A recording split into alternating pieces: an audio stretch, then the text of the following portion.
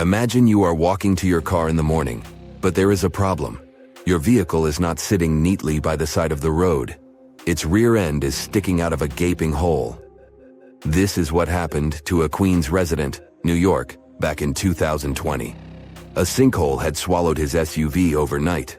Events like this are nothing out of the ordinary in many parts of the globe. But sometimes, sinkholes can hide unspoken beauty inside them. In East Asia, a recent find stunned the scientific community. Cave explorers came across a colossal sinkhole that concealed an ancient forest. It is located in a province, Guangxi Zhuang, close to the north of Vietnam, the Lê County, where researchers discovered the hidden forest is already famous worldwide for sinkholes. This one brings the number to 30. They are scattered over an area the size of 3 Gibraltars. This is just 1/10 of the total number of sinkholes in the whole country. The name Tiankeng for these large holes in Earth's surface translates as sky holes or heavenly pits. The dimensions of the new sinkhole are impressive. It is over 1,000 feet long, and it's pretty deep too. You could fit the Great Pyramid of Giza 1.5 times inside it. The sinkhole's total volume matches that of 2,000 Olympic swimming pools. The exploration team had to hike for hours to reach the bottom. It was all worth it in the end. They discovered a pristine underground forest that had no trace of human activity. Scientists estimate that the plants date back to the time of the dinosaurs. The foliage reached to the explorers' shoulders. Some trees were 2 times taller than the Hollywood sign. This discovery was amazing, but not entirely unexpected. Geologists were familiar with this type of landscape. In this part of East Asia, karst topography is pretty common. The word is Slavic in origin. Since the late 19th century, geologists have been using it to describe barren limestone regions. This type of landscape features fissures in the ground, caves, underground streams, and, of course, sinkholes. Karst forms in parts of the world with heavy rainfall. The water dissolves materials such as limestone or dolomite. This creates a scenery that many people describe as wild beauty. Karst terrains have a practical purpose as well. They are ideal for storing water that humans can drink. Around 700 million people around the world use these karst aquifers as their primary water source. In the United States alone, 40% of the groundwater used for drinking comes from them. Springs of Florida and the Mammoth Cave in Kentucky are just some of the most famous karst areas. Geologists classify around 1/5 of the U.S. land surface as karst. This type of terrain exists on other continents as well, in the Caribbean, Europe, Australia, and Asia. Due to local differences in climate and geology, karst doesn't appear the same everywhere. In the Spanish province of Malaga, the landscape consists of barren rock. This is what the karst regions of Italy, Slovenia, and Montenegro also look like. In East Asia, the landscape over the karst is green. This is because of the humid tropical climate. Sinkholes and cave entrances are usually hidden behind lush vegetation. The region's unique appearance got it inscribed on the UNESCO's World Heritage List in 2007. The world's second most populous country is home to 2/3 of the planet's natural occurring sinkholes, Tiankengs. They start to form when rainwater seeps into cracks in the limestone. Over time, the gaps widen as more and more material is washed away. At one point, the ground above the limestone becomes unstable. The end result is the collapse of the surface layer. This happens suddenly and without prior warning signs. Once a hole forms in the ground, water starts filling it up. Another way for a sinkhole to form is the existence of an underground cave. Its roof can collapse. The shape of such sinkholes resembles a funnel. It is wider at the opening on the top and narrower near the bottom of the pool. The most famous of these sinkholes are cenotes. They occur naturally on the Yucatan Peninsula in Mexico. The region is home to more than 2,000 cenotes. They are all former caves whose roofs had collapsed at some point in time, and they are filled with fresh water. The local people have been using them as water sources for thousands of years. The ancient Mayas gave them mystical symbolism. For them, the cenotes were passageways to the other world. In reality, They are just a feature of karst terrain. Sinkholes that form in regions with abundant rainfall and limestone beneath the surface soil. The depth of a sinkhole can vary significantly. The smallest are barely 3 feet deep. When it fills up with water, it turns into a pond. A large lake can form in the place of a large sinkhole. One example is the Red Lake in Croatia. The most impressive thing about it are the steep cliffs that rise above the lake. They are nearly 800 feet tall. The world's biggest and deepest sinkhole, Zhaoshai Tiankeng, lies in the vicinity of the Yangtze River. The outside world discovered it only in 1994. The hole is so deep that you could stack up 7 statues of Liberty inside it. During the rainy season, a waterfall cascades from the pit's mouth into a cave system at the bottom. But not all sinkholes fill up with water. This was the case with the newly discovered giant sinkhole in Asia. It developed its own ecosystem. The high humidity and low temperature inside it were perfect for plant life to thrive. The very bottom of the hole is connected to an underground water flow. Scientists discovered 72 species of rare wild plants in the area. They are in danger of disappearing on the surface, but inside the sinkhole, they have found the perfect conditions for growth. The enormous opening in the ground is essentially a wildlife refuge. This was confirmed in 2021. That's when biologists discovered 2 species in the Yunnan province that they previously thought had gone extinct. Who knows what other animal and plant species are still hiding in there? Exploring these underground cave systems can be quite dangerous. They are often home to venomous snakes and mosquitoes. Even descending into a sinkhole is perilous. The cliffs are steep and stones are often very sharp. That's why the exploration of sinkholes in Asia is going slower than research would like. The sinkholes I've mentioned so far have all formed naturally. Erosion is the main process behind their creation. But the ground can also open because of human activity. Everything from a construction site to a leaking sewer pipe can cause the earth to give way. Sinkholes in urban areas pose a risk to infrastructure. One of the most famous examples of this happened in Japan in 2016. A busy street in downtown Fukuoka collapsed near the main train station. The sinkhole severed power lines and pipes that lay underground. Luckily, no one was injured. The diligent Japanese engineers repaired the damaged road section in just 48 hours. The biggest issue with sinkholes is that you never know when and where they are going to open. The best tool that geologists have for detecting underground cavities is ground-penetrating radar, GPR. It resembles a land mower. The operator goes up and down a troubled area to scan the ground underneath. The radar sends out impulses that detect any contrast between different materials. It feeds back this info in the form of a 2D or a 3D image. Once engineers detect a potential sinkhole, they use different techniques to stabilize the ground above it. The simplest method is called grouting. It involves filling the hole so it won't collapse. The most common materials are polyurethane foam and cement. The alternative is to lift a structure above the sinkhole. This technique is called underpinning. Workers drive steel rods into the load-bearing deeper layer of soil.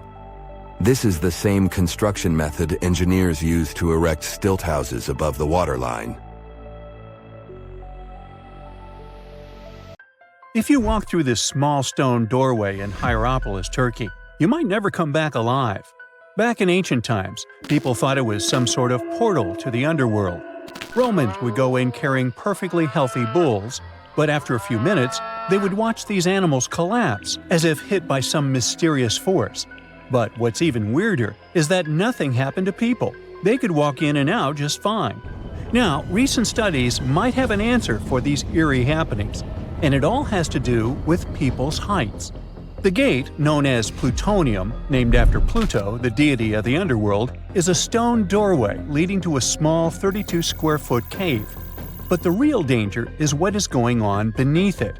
Hierapolis is a super active geological area, and there's a big crack under the city that constantly emits volcanic carbon dioxide, which comes up as a visible mist. During the day, the sun dissipates the gas, At night, the gas forms some kind of a carbon dioxide lake on the sheltered arena floor. At dawn, you need to get out of there before it's too late. This whole place can turn particularly life-threatening right before the sun rises, when the carbon dioxide concentration, about 15 inches above the arena floor, reaches 35%. That means birds, bulls, and even humans can suffocate and pass away in just a couple of minutes. But there is a scientific reason that explains how Romans could get out of there unharmed. The carbon dioxide concentration drops quickly with height. So animals perished while their handlers, being taller and standing up, could walk out and breathe safely. Most people can't stay inside the Begarn fort after sunset. This 16th century fort, located about 146 miles from Delhi, is known as one of the most haunted places in India. During the day, the area is bustling with visitors who can walk through the main gate of this once grand fort city and check out the ruins of temples and palaces. But they will also see this big sign at the gate that dramatically warns everybody that all access is strictly forbidden after dark. That's probably because at night, according to locals, women can be heard screaming and crying in that place, along with the sounds of bangles breaking and strange music. Others have reported seeing shadowy figures and flashing lights among the ruins, or even smelling a strange perfume floating around. Yawata no Yabushirasu is one of Japan's most restricted forests, located in Ichikawa. The forest itself is a small area, covering just a little more than 40 square yards, and it is mostly a thick patch of mosu bamboo. Its location next to a parking lot and modern buildings makes it seem less intimidating, but don't be mistaken by its appearance. Since at least the 19th century, people have said that anyone who enters this forest is bound to disappear and never be seen again. So, as soon as you arrive, a sign near the forest tells you about its history and the curse believed to be linked to it. Some rumors suggest the creepy presence of an ancient samurai lord walking around. Other legends say that the forest hides a bottomless pit filled with poisonous gas.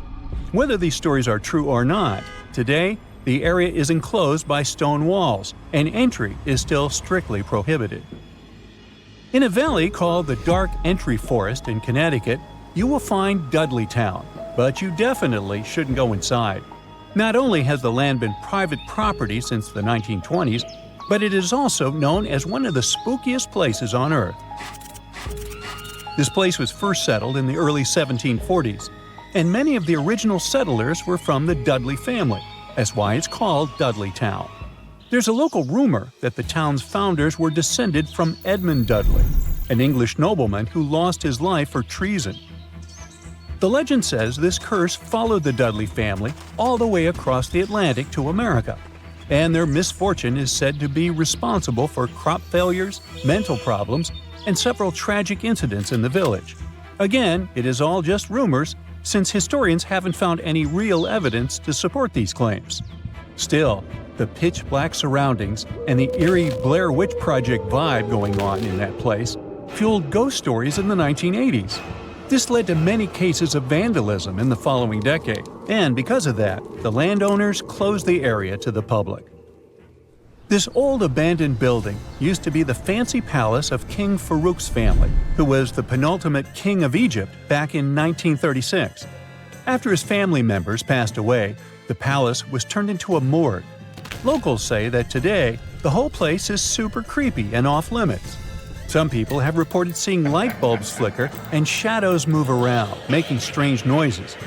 Once, a group of kids allegedly went inside and totally freaked out when they found all the doors had suddenly disappeared, leaving them in complete darkness. They had no choice but to start screaming for help. This Hawaiian island has been off-limits to people for over a century.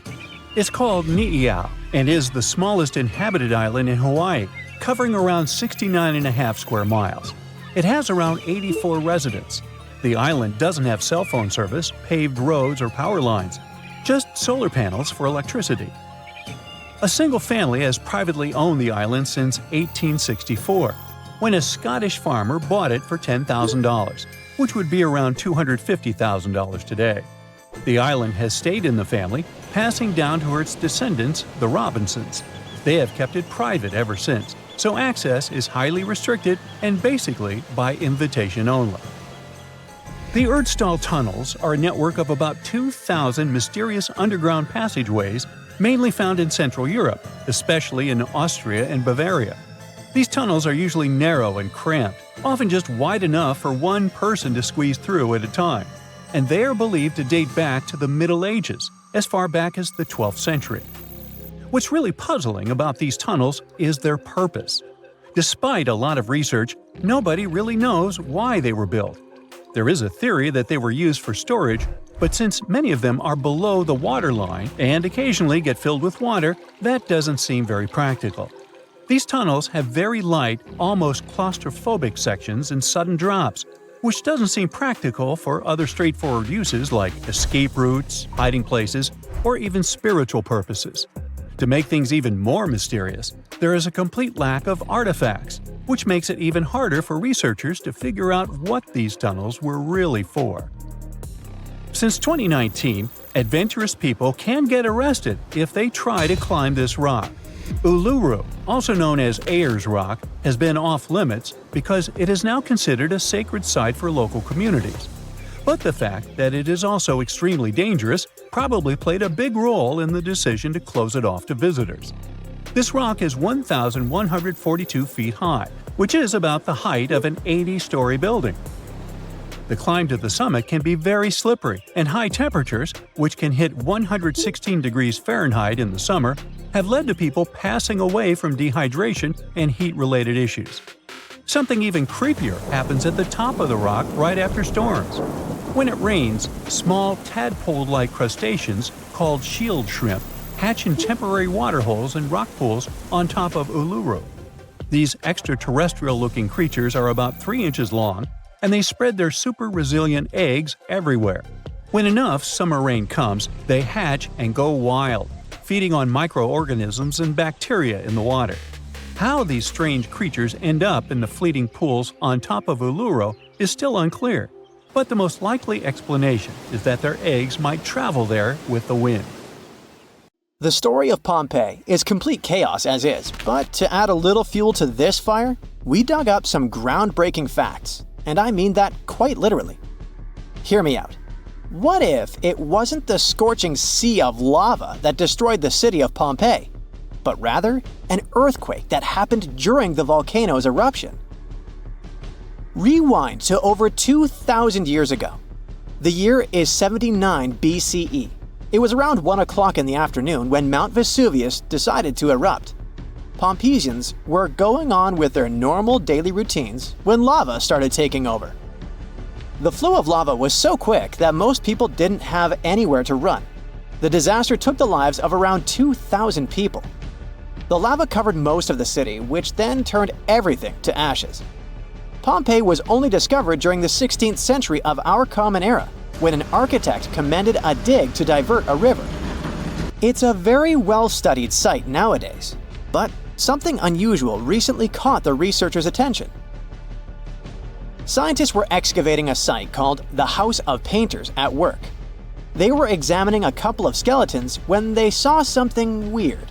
The skeletons probably belonged to 2 men around the age of 50. The analysis showed these men had survived the first surge of lava in the city. But they didn't make it out due to this second unexpected part, the earthquake. The men probably took shelter at the House of Painters at work, but the walls crumbled down when the earthquake hit. The men were found in a protective posture, like they were trying to shield themselves from something that was going to fall above their heads. Plus, these skeletons were not found under the layer of volcanic ash, but on top of it, proving that they really did survive Vesuvius's sea of lava. It turns out this is not as rare as it seems. A volcanologist explained that the seismic activity during the eruption really made things worse in Pompeii. He said that this seismic chaos probably influenced the desperate choices of a lot of Pompeians in their final moments. This is not the first time the world heard of a possible earthquake in Pompeii. A guy named Pliny the Younger, who escaped the disaster and witnessed the whole thing, beat these scientists to it in his famous letters. Pliny the Younger was a lawyer and an important person back in ancient Rome. He was an eyewitness to the whole Pompeii disaster, and he wrote in one of his letters that the eruption was followed by a trembling of the earth. Researchers do agree that something never added up. Pompeii is known to have really well-preserved skeletons since the ashes kind of played an important role in preserving them. But the buildings were in horrible shape, making it hard to reconstruct the entire city as it once was. Pompeii was indeed one of a kind. It was one of the most vibrant and lively cities of the ancient Roman Empire. The city was huge. It could have been home to as many as 30,000 people in its heyday. The House of Faun, for example, was a clear example of how rich Romans lived their lives in Pompeii. It was a huge house that even had 2 gardens inside, taking up the entire block. They looked like they were made of white marble, but it was actually painted stucco. It was clear to researchers that only aristocrats lived there. Then there was this famous forum. This is where most of the administrative part of the city life happened. It was made up of a lot of different buildings, like the Basilica, a hotspot for political and civil meetings, the Macellum, which was a market, and several temples. If we were visiting this back in the day, we'd see a bunch of men dressed in tunics. A few select ones would wear togas, those heavy white pieces of draped cloth that look like bed linen wrapped over the body. Togas were mainly used on special occasions since they were costly, hard to wash, and considered a traditional costume. Representatives running for office would use it during their campaign run so that commoners would identify them as candidates. One can't forget about the Villa of the Mysteries. Cool name, huh? It was called that way because of some mysterious frescoes found inside of it. Modern-day archaeologists still haven't figured out what the scenes painted are trying to depict. Probably some type of ritual or ceremony. By the way, a villa is simply a large suburban Roman-style house. It's not necessarily a super posh place where the rich and beautiful live. It's usually located on the outskirts of town, near the city's walls. The Villa of the Mysteries one in particular was found astoundingly well preserved in modern archaeological excavations. It even had a manufacturing area inside of it, like its own little industry. It was common for richer Romans to own big farmlands, like olive gardens, for example. So they would also build a processing station inside their villas to extract the oil and package the whole thing. The amphitheater was where some of the richer men paid to put on gladiator fights for the rest of the town. It was built around 70 BCE, and it was one of the oldest amphitheaters of the world. It was even older than the Colosseum in Rome. This huge building could fit around 20,000 spectators at once. The seating was arranged by social class, so you could easily spot who was a member of the nobility. And in case you're wondering why it was shaped like a weird egg, it's because that was the shape that allowed for an unobstructed view wherever you were in the crowd. As every other Roman city, Pompeii also had some famous baths. Since not every house had access to plumbing back in the day, most people didn't shower in their homes. That's why so many Romans would use public baths, usually at the end of the day, to clean themselves. But make no mistake, this wasn't just a place for bathing, it was a cultural hotspot. The baths were made up of many different rooms. The first one was like a locker room, where people would keep their clothes and personal belongings. This is where the upper and lower classes mingled together. Someone's class could easily be identified by their clothes and jewelry. The amount of gold and silver worn back in those days is nothing compared to what most people wear today. Usually, the rich folks would leave someone to take care of their belongings while they went and took their bath. Because yes, it could happen that stuff went missing while chilling and relaxing.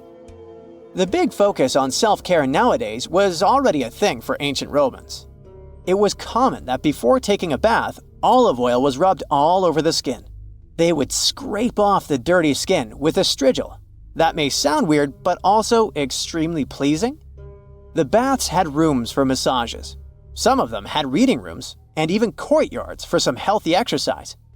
Oh, there was even a natatio, or swimming pool if you're not fluent in Latin. After all, it was the Romans that said, "A healthy body is a healthy mind." The bakeries! Bread was one of the main components of Pompeian diet, so much so that there were around 30 bakeries in the city. Bread was freshly made from scratch every day. In a special area of the shop, The corn or wheat was ground, and mules would circle around to keep the mills going. The funny thing about Pompeians is that they like to cover the exterior walls of buildings with paintings, much like graffiti nowadays. Their paintings, usually frescoes, used to depict what daily life was like in the city. Ancient Romans were very outdoorsy people, so coloring their walls seemed like a good option for them. A lot of houses had frescoes inside of them too, to make up for the lack of windows. The paintings gave the house owners the illusion of more space if the painting was of, let's say, a garden, for example. When you think of beaches, the first scary thing that pops into your head is probably sharks, right? Those poor guys have a bad rap as the big bullies of the ocean, but honestly, they have way fewer fatal run-ins than jellyfish, algae, and even sand. Every year, tons of people flock to the beach to soak up the sun and chill by the waves, but digging holes in the sand can actually be pretty risky. In February 2024, a tragic incident occurred when a 7-year-old girl got trapped after a roughly 5-foot deep hole she dug with her brother caved in on her. Despite efforts from bystanders to rescue her, help arrived too late. You might think digging in the sand is harmless, but deep holes can be a final exit trap. Sand is defined by its size, not by its material. Most beach sand is quartz, but tropical spots might have coral sand. The weight of the sand depends on what's mixed in. Pure quartz is pretty light, around 90 pounds per cubic foot dried out, while more mixed sands can get way heavier.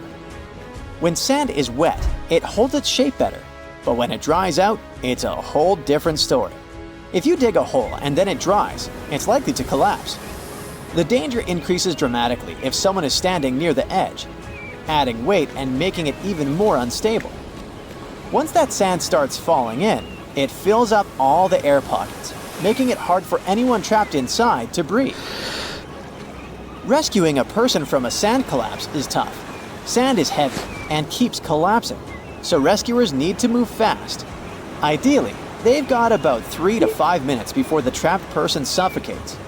If you ever get in such a situation, the advice is to expose the person's mouth so they can breathe while someone else digs them out. If you're heading to the beach, be smart about holes. The best rule is to never dig a hole deeper than the knees of the shortest person in your group. Also, it's a good idea to fill any holes after you're done playing. It's all too easy for someone to stumble into a forgotten pit, and even a shallow hole can cause injuries. From 1997 to 2007, those sand holes took 31 lives in the US, and that's just within 10 years. Remember I told you sharks are responsible for fewer lives? From 1997 to this day, in 27 years, 29 people in the US have met their early demise because of sharks. Hitting the beach only to find a bunch of algae? Total buzzkill! But while some algae are totally fine, even to munch on, others can bring serious health risks, even if you're just hanging next to them. Algal blooms, or red tides, happen when algae go on a wild growth spree. These blooms can release nasty toxins that are bad news for humans, fish, shellfish, and even birds. One of the most well-known algal blooms rolls around almost every summer on Florida's Gulf Coast, leading to shellfish that are no longer safe to munch on. Even the ones that aren't toxic can throw a wrench in the ecosystem. When all that algae eventually withers and breaks down, it uses up the oxygen in the water, leaving marine life gasping for air. Folks definitely need to steer clear of eating shellfish from areas hit by these toxic algal blooms. Back in 1990, 6 fishermen almost met a tragic end after scarfing down some steamed mussels they'd gathered near Cape Cod, Massachusetts. Swimming in those waters doesn't always pose a serious health risk, but it's still not recommended. Some people might experience skin irritation or itchy eyes. Also, make sure to steer clear of swimming near dead fish, since that's where harmful bacteria can hang out. If you start to feel weird after getting in the water, it's best to get out and rinse off with fresh water right away. You know, it's not always some specific thing that makes certain beaches risky. Sometimes, beaches themselves are just full of surprises. Take Eddy Bay or Mission Beach in Australia, for example. The chances are you'll have to share the sand with cassowaries, some of the most intimidating birds on the planet. Picture getting all set to relax and sunbathe, only to find these giant flightless birds hanging out nearby. They're like emus, but scarier. They can weigh over 160 pounds and might be a bit aggressive, so watch out. If those birds don't freak you out, then the black sand beaches of Kilauea might just do the trick. They sure look inviting, but these beaches are right next to one of the most active volcanoes in the world, Mount Kilauea, which has been erupting since 1983, pouring hot lava into the ocean. These hot waters are not a big deal compared to some Hawaiian beaches. If you ever want to take a dip at Hanakapiai Beach on Kauai's coast, reconsider that plan. The beach is infamous for its strong rip currents that can pull you out to sea in an instant. If you find yourself caught in one, the nearest safe shore is a daunting 6 miles away. Official records show at least 30 fatalities here, but a nearby sign reportedly tallies up to over 80. Rips are those strong currents that pull water out to the ocean, and they can quickly drag people and stuff away from the shallow water near the beach. Typically, they move at about 1 to 2 miles per hour, but they can speed up to 4 or 5 miles per hour, which is faster than the speed of some professional swimmers. These currents are especially fierce when the surf is big, but you should never underestimate any body of water. You can also find rips around river mouths, estuaries, and even near structures like piers and groins. They can be tricky to spot, but you might notice a patch of churning, choppy water on the ocean's surface that signals a rip current. Riptides aren't exclusive to some specific location. They can be found across the world. Playa Zipolite in Mexico, Australia's Fraser Island, and many more. Another water danger is shore break waves. Those are fierce waves that crash straight onto the beach, often right on the sand. Imagine the force of a car slamming down on your body. That's kind of what getting caught in a shore break feels like. Such waves can cause some gnarly injuries, particularly to your neck and spine, even if they don't look super huge. Hawaii is notorious for its intense shore breaks, especially spots like Keiki Beach, where surfers throw caution to the wind for a thrill. So, if you're hitting a Hawaiian beach, keep an eye on those insider waves and always look out for lifeguards. Getting stung by jellyfish is something that happens a lot to folks who are swimming, wading, or diving in the ocean. Those long tentacles can deliver venom through thousands of tiny, sharp stingers. However, to us humans, this venom doesn't do much. Yeah, it's very unpleasant. It gives us burning sensations and probably some skin redness, but that's mostly it. You won't even spot the stung area in a couple of days. Most jellyfish stings will heal up on their own in a few days or weeks with some at-home care, even though sometimes they can lead to something more dangerous with way more severe symptoms. However, if you're hanging out in the coastal waters of northern Australia and the Indo-Pacific region, and you get stung by a jellyfish, you're in for a lot of trouble, my friends.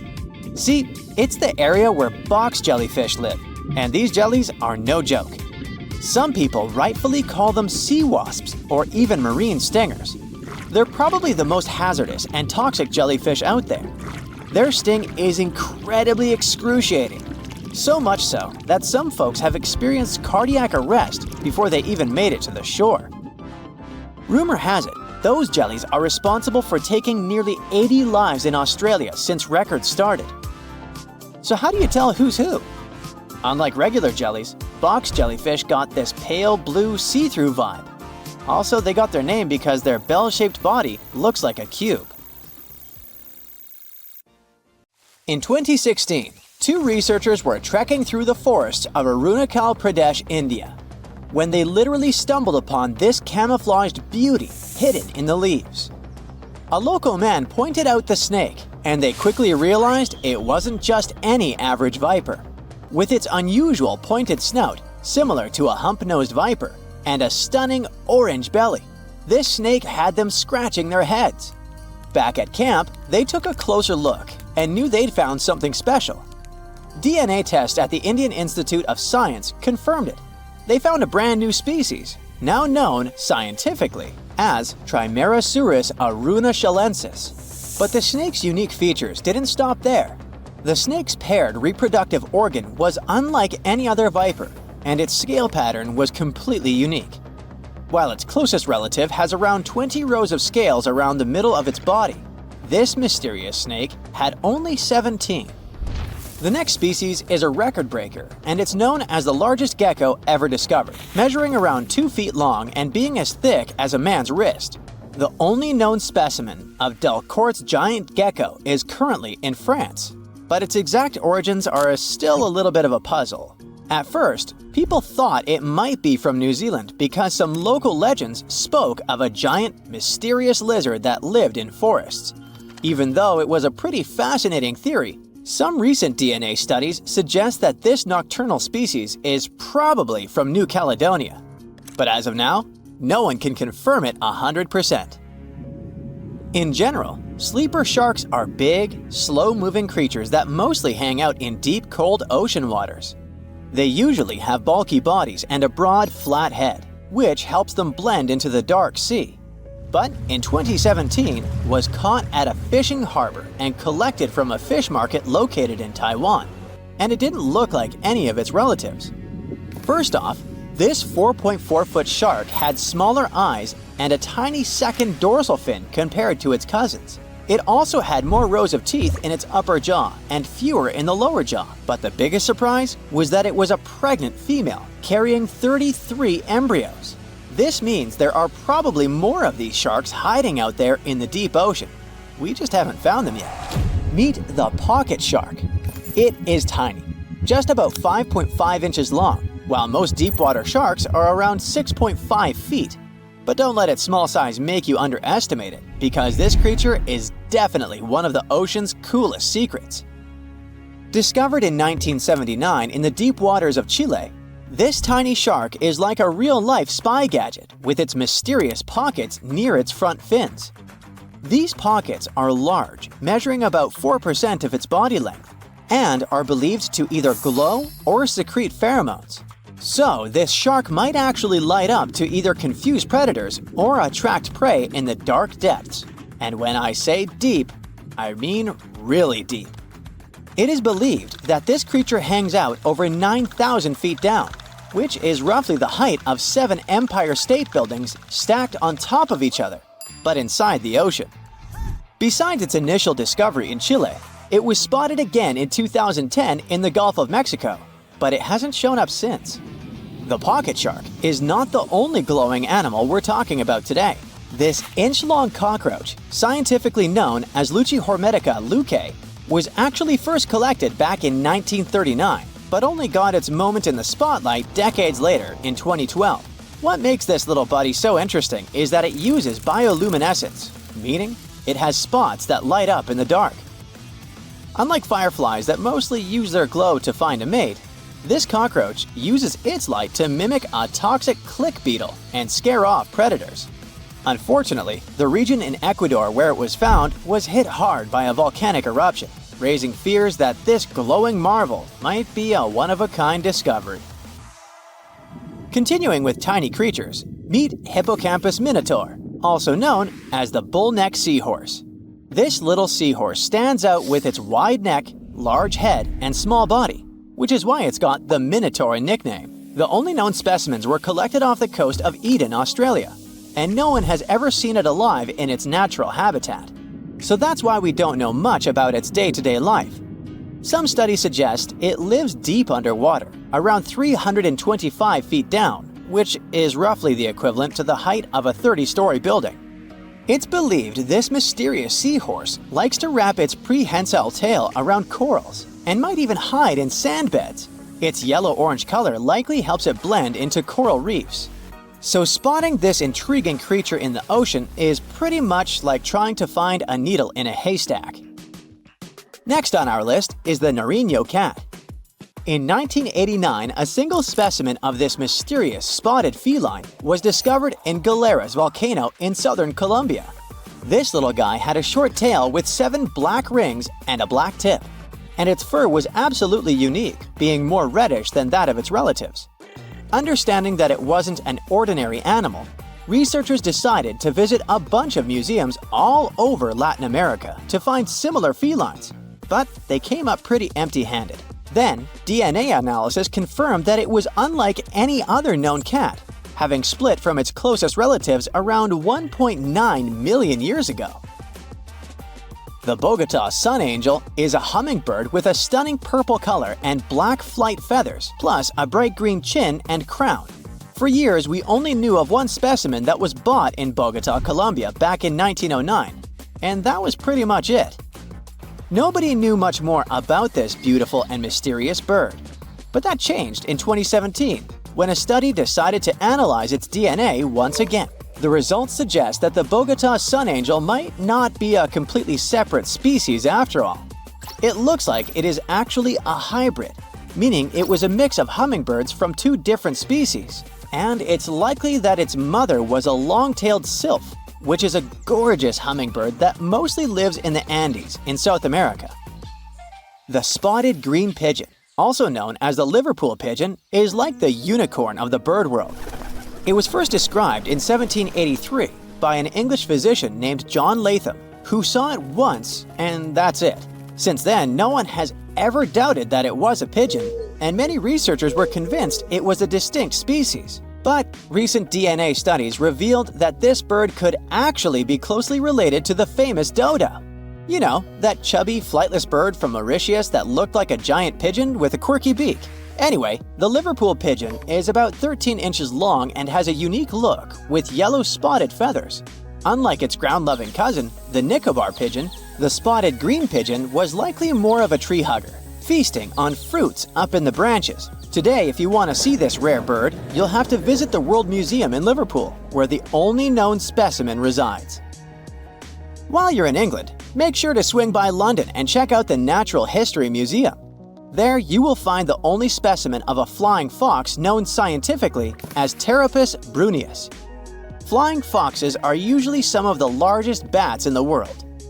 Their body length, I mean their size excluding their wings, can be around 16 inches. But this special bat, discovered in 1874 at Percy Island, is more like a mini version of its cousins, measuring 8.3 inches from head to toe.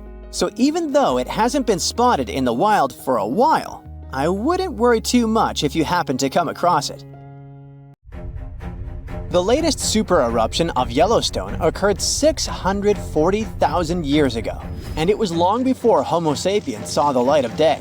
But we were around during another, no less devastating natural disaster. This super eruption took place on the island of Sumatra around 74,000 years ago. That's when an erupting supervolcano wreaked havoc on huge territories, sending up plumes of debris and ash that spread for thousands of miles and caused temperatures on the planet to plummet. The effects of this super eruption were visible as far away as southern Africa. Experts believe they could have impacted early humans there. By the time the volcano erupted, our ancestors had already been using stone tools and had likely known how to produce yarn. And some specialists even think that the Toba super eruption was so powerful it could push our ancestors to the brink of extinction. They claim that Toba might be the largest volcanic eruption to occur on Earth within the last 2 million years. The eruption disgorged so much pyroclastic rock, it would be enough to cover the entire United States to the depth of a one-story house. About a third of that deposit piled up on northern Sumatra, while a lot more ended up beneath the floor of the Indian Ocean. The super eruption left an elliptical crater lake around 60 miles long. The caldera is so large it's hard to feel that you're indeed in a volcano. Pumice deposits from the eruption remain in the canyon walls and go deep below the ground. There aren't many arguments about the amount of pumice and ash involved in this disaster. At the same time, experts aren't sure how much sulfur ended up in the atmosphere. Even some sulfur layers in the polar ice could be potential candidates. But so far, scientists haven't found any connection between them and Toba. But let's get back to the dramatic impact the super eruption had on early humans. It turns out some not only survived but even thrived after this natural catastrophe. at least judging by the artifacts they made during and after the eruption. The disaster might not have posed a serious threat to those of our ancestors who took refuge along the coast. Genetic evidence hints that modern humans descend from a few thousand people that ventured out of Africa around 60,000 years ago. Why just a few thousand? According to some experts, the rest of our ancestors could have been devastated by the Toba eruption. After all, the supervolcano spewed out 1,000 cubic miles of dust and rock in a flash, leaving a scar in the ground that was dozens of miles wide. All that dust and sulfur Toba sent into the atmosphere potentially cooled the surface of our planet, which led to the appearance of glaciers and the lowering of Earth's sea levels. And since Toba might have had an important role in shaping humankind, scientists have been working hard trying to understand precisely how early humans reacted to this disaster. In 2011, several researchers found an enigmatic soil sample in South Africa's Pinnacle Point, an archaeological site overlooking the Indian Ocean. This sample contained some volcanic ash. After examining the layer, they found more than 400,000 artifacts left by early humans. Those ranged from heat-treated stone tools to signs of fire and animal bones. Based on this finding, the team suggested that early humans on the South African coast thrived after the eruption, living in that area for thousands of years and improving their tools. The region might have served as a refuge during and after the Toba eruption. A 2009 study suggested that the eruption could have lowered global temperatures by 14 degrees Fahrenheit. It would have made survival tough elsewhere in Africa. If there had been a volcanic winter, it wouldn't have been as cold along the coastline. On the other hand, newer studies claim that Toba spewed out so much sulfur into the atmosphere that the resulting aerosols could have stuck together, which would have limited their cooling effect in the long term. In other words, right after the eruption, temperatures would have plummeted, but only in some regions. And after 3 years or so, the effects of the eruptions would have calmed down altogether, becoming not dangerous to humans. Well, apparently, more research is needed. Meanwhile, let's figure out if we should watch out for any volcanoes these days. Last year, thousands of small earthquakes shook the ground near Iceland's Svartsengi geothermal power plant. Magma rose to the surface there, and now it has opened wide fractures slicing through the small town of Grindavik. The ground there is still swelling, and an eruption might happen with little notice. But of course, that's not all. Over the planet, 45 other volcanoes keep rumbling.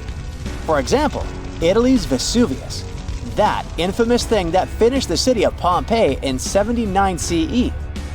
Over the last 17,000 years, the volcano has experienced 8 explosive eruptions, followed by powerful pyroclastic flows, dense masses of super hot ash, lava fragments, and gases flowing at high speeds. The volcano's last eruption happened in 1944. Mount Rainier is one of the most dangerous volcanoes in the USA. Its high elevation, chemical composition, and proximity to Washington's Seattle and Tacoma suburbs, and the volcano's ability to produce massive pyroclastic flows make Mount Rainier a threat to consider. The heat from this volcano could potentially melt the ice and snow covering it, leading to rapid downstream flows of debris, mud, and rocks. The Novarupta volcano in Alaska's Katmai National Park and Reserve formed in a 1912 eruption, which was the world's largest in the 20th century. The volcano sent almost 7 cubic miles of ash and debris into the air. It also produced such a powerful ash flow that it created the Valley of 10,000 Smokes. Mount Pinatubo is located in a populated region in the Philippines. It became notorious after a 1991 massive eruption, which was the second largest eruption of the 20th century. More than 700 people lost their lives during that natural disaster. Today, more than 21 million people live within 62 miles of Pinatubo. Mount Agun, a continuously erupting volcano in Indonesia, had its last major eruption in 1963. It was one of the most tragic eruptions in the country's history. It lasted for 11 months, producing ashfall and pyroclastic flows that led to the loss of more than 1,000 lives and serious property damage. People saw ash plumes above the volcano throughout 2018, following the eruption in November 2017. Japan's Mount Fuji hasn't erupted since 1707. That year, a massive earthquake likely set it off. In 2014, experts warned that Fuji could be at risk of another eruption following the 9-magnitude earthquake that shook Japan in 2011. Experts believed the earthquake had raised pressure below Fuji. The eruption in 1707 sent so much ash and debris into the air that all this mass even reached Tokyo. Should Fuji erupt again, it would affect more than 25 million people in the surrounding areas. The eruption of Washington's Mount St. Helens in 1980 was one of the most destructive volcanic events in U.S. history. 57 people, as well as thousands of animals, lost their lives during that natural disaster. The eruption also destroyed around 200 square miles of forest. Experts think that Mount St. Helens' history of massive eruptions means that future catastrophes are bound to happen. The next explosive eruption might send large amounts of ash all over the Pacific Northwest. No wonder the volcano is under close monitoring. One of Indonesia's most active volcanoes, Mount Merapi, has been erupting for centuries. NASA claims that the biggest risk of this volcano is pyroclastic flows, which can spread over vast areas and harm loads of people. For the last time, Merapi erupted in January 2024, sending plumes of smoke into the air. These days, more than 24 million people live in the area surrounding this volcano. A tsunami hitting major cities on or near the Mediterranean Sea and in the northeastern part of the Atlantic Ocean is not a matter of if, but when. It is scary and surreal to think that places like Cannes or Barcelona could suddenly get slammed by a huge wave, but the fact is, European coastlines are in active tectonic areas. Only about 10% of all tsunamis worldwide happen in the Mediterranean, and there have been at least 290 tsunamis in this area since 1600 before Common Era. Despite the relatively low number, this phenomenon has caused numerous devastating disasters throughout Europe's history. Back in 1755, an estimated 8.5 magnitude earthquake with an epicenter southwest of Cape St. Vincent triggered a tsunami that destroyed most of Lisbon, the capital of Portugal. About 40 minutes after the earthquake, this massive wave just slammed into the harbor in downtown, racing up the Tagus River. The phenomenon was so fast that several people on horseback had to gallop to higher ground to avoid getting carried away. And this was just the beginning of a nightmare, with two more terrifying waves hitting Lisbon right after. A disaster like this is similar to what we see in the Pacific Ocean several times a century, but in the Atlantic, it's very rare. This type of major tsunami is expected to happen every 3 to 5 centuries, but now it could happen tomorrow. Marseille in France, Chipion in Spain, and other cities are on the list of important locations that could be flooded soon, with a roughly 100% chance of being hit by a tsunami in the next 30 years. Statistics show that the wave will probably be more than 3 feet high. I know, it doesn't sound like much, especially since when we think about tsunamis, we imagine terrifyingly tall waves, like the one that hit Lituya Bay in Alaska. In that case, the wave was over 1,700 feet tall. But we must remember that even waves only 19 inches high can be dangerous to swimmers, because it's not the height of the tsunami that matters, but also the flow and movement of the water. Not to mention the flooding, which can damage beaches, harbors, and streets. If the coastline has a small harbor and the waterfront is exceptionally low, like Cannes, this natural disaster might be much more dangerous. Tsunamis around 6 feet high can lift cars off the ground, while smaller waves can create walls of water traveling at 40 miles per hour. Plus, there are these smaller events that might not wreck everything, but still can cost a ton of money. For example, large sandbars that move around on the ocean floor, like sand dunes shifting in deserts.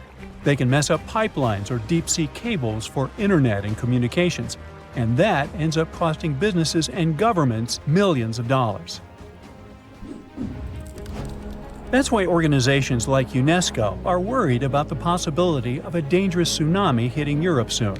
So they're doing everything they can to prevent apocalyptic scenarios, like what happened in 2004 when an earthquake off the coast of Sumatra, Indonesia, caused waves over 100 feet high in coastal communities, resulting in over 200,000 lives lost. And let's not forget about 2011, when an earthquake off the coast of Tohoku, Japan, triggered a tsunami that reached about 6 miles inland and caused a major nuclear accident at a power station along the coast. Over 16,000 people lost their lives in that tragedy, and the event resulted in billions of dollars in infrastructure damage. These disasters were huge wake-up calls, and we've come a long way since 2004. We're much safer today, largely because the tsunami warning system is highly effective at quickly detecting this dangerous situation. Unlike many other natural phenomena, a tsunami can be anticipated. We may only have a few minutes to act, but if we all know what to do, many lives can be saved. And in most parts of the world, sirens are commonly used to alert people to tsunamis. To sound the siren as early as possible, initial tsunami alerts usually rely only on seismic data. First, specialists receive information about an earthquake. Seismic waves travel about 100 times faster than tsunamis, so they have enough time to analyze the data and see if the earthquake might have generated a tsunami and whether they should issue an initial tsunami alert. At U.S. warning centers, for example, scientists typically issue initial alerts within 5 minutes of an earthquake. If a tsunami is suspected, these alerts may also include information about wave arrival times, recommended actions, and potential impacts. But sounding the alarm is not enough. To save lives, coastal communities also need to be trained to respond fast and in the best way possible. That's why UNESCO produced this program called Tsunami Ready, aiming to train people living in coastal areas at risk on how to act in case of a tsunami event by the year 2030. The idea is to help communities stay safe by teaching them how to protect their livelihoods and safeguard their homes. Being recognized as Tsunami Ready by UNESCO doesn't mean a community is tsunami-proof, of course. It's more like a recognition that they have adopted all possible measures to mitigate tsunami risks. So authorities are helping communities to prepare themselves by installing evacuation signs, establishing security procedures, and creating plans to warn tourists. Like Spain, which distributed tsunami warning signs along the entire coastline, as well as signs showing evacuation routes to higher ground. And Spain better be prepared. I mean, only 7 tsunamis have hit the country since the year 365, so it's difficult to predict the effects of such an event. But they could be devastating, considering that Spanish coastal areas are so economically important. There's also a danger zone in the Averroes Fault beneath the Barents Sea. If an earthquake happens at this point, people will have only 21 minutes to escape a tsunami. UNESCO has also established 12 tsunami warning centers, which cover Europe as well.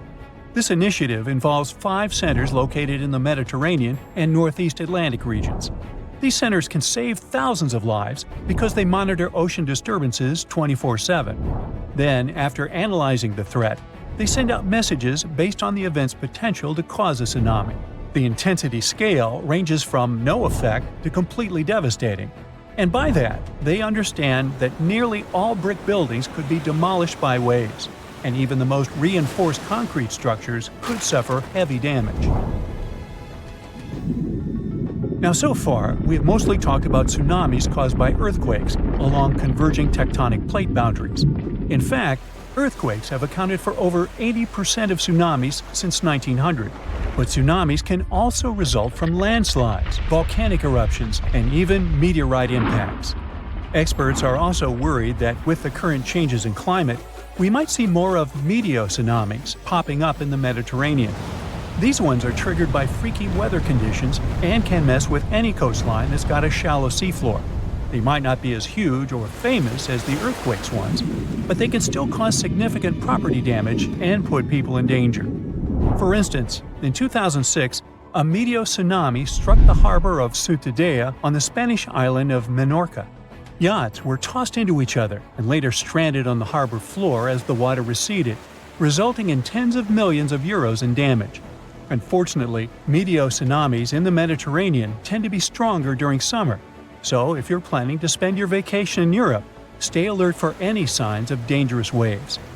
If you suddenly encounter a tsunami moving in your direction, remember this is the time to react. Move to higher ground as far inland as possible. Pay special attention to any emergency alerts and information, and follow the guidance of local authorities. Most importantly, do not wait around taking photos. Leave the area as soon as you notice any signs of this danger event, or if you hear an official tsunami warning. Hey, stay safe. There's a mysterious island that appears and disappears like magic. Just like Schrödinger's cat, this Schrödinger's island exists and doesn't exist at the same time. Officially it's called Sandy Island, and it once appeared in maps, but it was never there in real life. Australian scientists decided to solve the mystery once and for all by embarking on an adventure to find this elusive archipelago. But when they reached the coordinates, all they found was endless blue waves.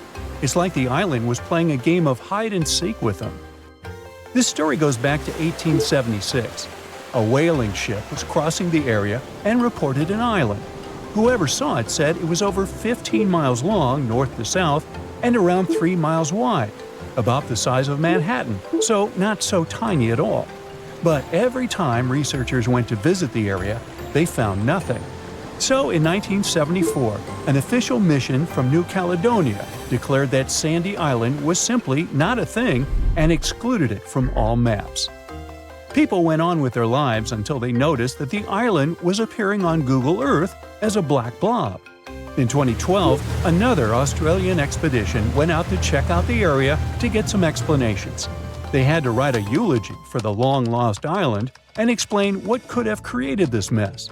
For starters, mapping technology wasn't at its peak back in the 1900s. It was easy to get the coordinates wrong.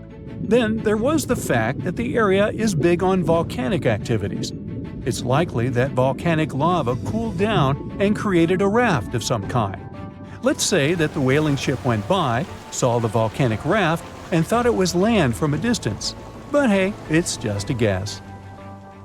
Humans have ventured far and wide across the globe, and it may have seemed at some point that we discovered each and every nook of our planet.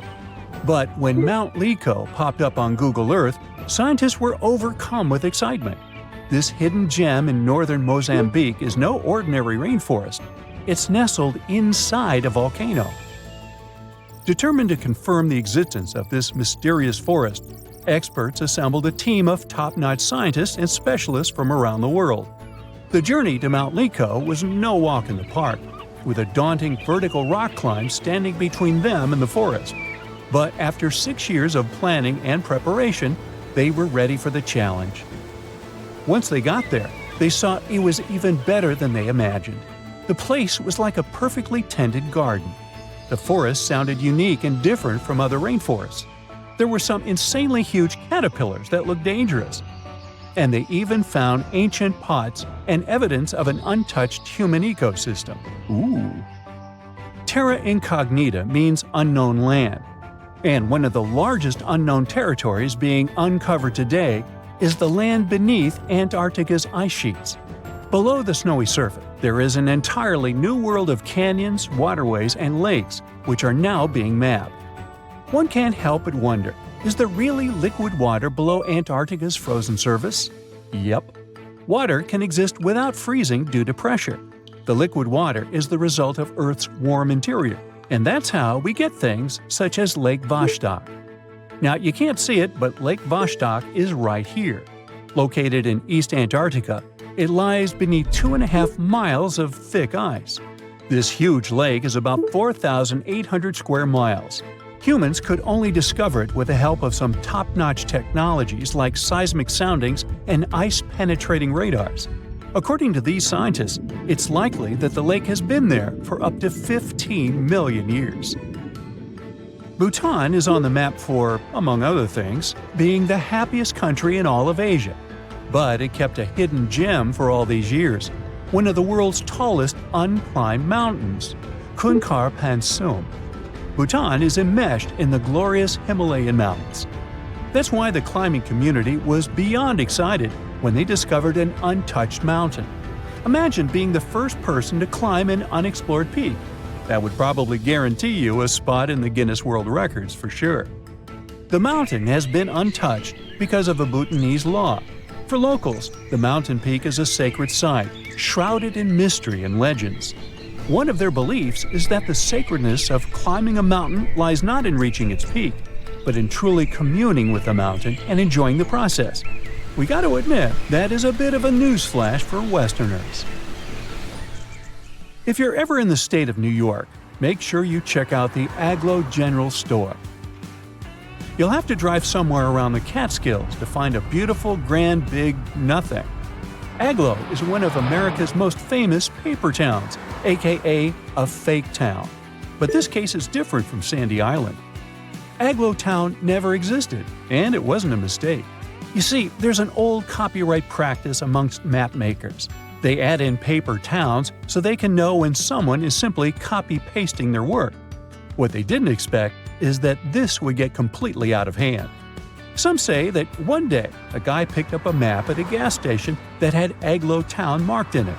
The person decided to open a store over there and named it Aglo General Store. Some say the guy who opened the store faced a lawsuit from the map makers. Anyways, it only lasted enough years to become a national joke. Americans drove from all over the U.S. to get a picture of the town's fake welcome sign. And then we've got Bermeja Island, located in the Gulf of Mexico. This funky island appeared on many maps of the 16th and 17th centuries. It was probably drawn by Spanish explorers. Sure, the exact location varied from map to map, and its name sometimes appeared as Bermeja, but its existence was certain enough. The Bermeja Island was last seen in a 1921 Mexican map, and then, poof, it dropped out of the horizon altogether. People started talking and wondering, did the island sink? Was it destroyed? In 2009, 3 official investigations happened to search for the island. They used high-tech technologies to scour the Mexican seabed, but Bermeja was nowhere. Researchers had multiple guesses on what it could be. Let's delve on one of these ideas. The idea was probably made up by old-day explorers to mislead their enemies in search of land and gold. Well, that seems plausible. Now, let's take a look at Rio de Janeiro. Once, the city was filled with informal territories. These places are known as slums or favelas. They're like mini-cities inside the big city. Some favelas are known to be underprivileged territories, where dwellers don't get the same urban perks as other citizens, such as the sewage system and garbage pickups. These slums grew so quickly that the government didn't have time to keep track of their developments. So today, it's usually the dwellers themselves that name the streets and make do with whatever they have at their disposal. One of the biggest slums in Brazil is located in Rio de Janeiro, the so-called Hacienda, and it was only recognized as a neighborhood by the local government in the 1990s. Our own ocean floor is less mapped than Venus, Mars, and the Moon. In fact, 95% of our oceans are unexplored. Strange, right? We do have the available technology, which is mainly sonar soundings, sending wave sounds to the ocean bed and registering what they hear back. One of the main advantages of mapping the seabed more thoroughly would be to get more insight to marine hazards such as earthquakes, tsunamis, and volcanic eruptions. Plus, there are so many unidentified marine life. This could give us a great insight into preservation and discovering the true dynamics of our marine ecosystems. Can you imagine that all modern humans came from about 1,000 people? Around 800,000 to 900,000 years ago, almost all of our ancestors disappeared, leaving about 1% of the population behind. So, what the heck happened? The Earth often goes through glacial cycles, things that we call ice ages. Back in the past, they were pretty mild and happened regularly, about every 41,000 years. The ice ages happened because of the Earth's axis. Our planet is slightly tilted at an angle, which is why its axis isn't straight up. Over thousands of years, this tilt has changed a bit.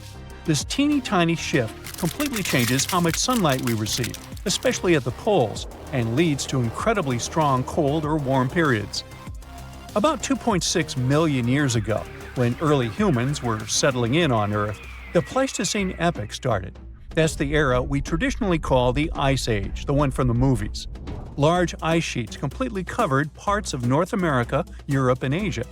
It wasn't constant ice everywhere all the time. These glacial cycles came and went, and sometimes ice sheets melted for a while. But overall, things were still much snowier and colder compared to now. We can still see the evidence of this from back in the day. Those glaciers carved out valleys and left behind some awesome things like moraines and fjords. And since sea levels were super low, a huge part of the world was land. This allowed people and animals to travel between continents and spread everywhere. It was the time of the megafauna. You all know about it from the movies. Woolly mammoths, saber-toothed cats, giant ground sloths, and mastodons. Our ancestors had some fun times hunting all those giants.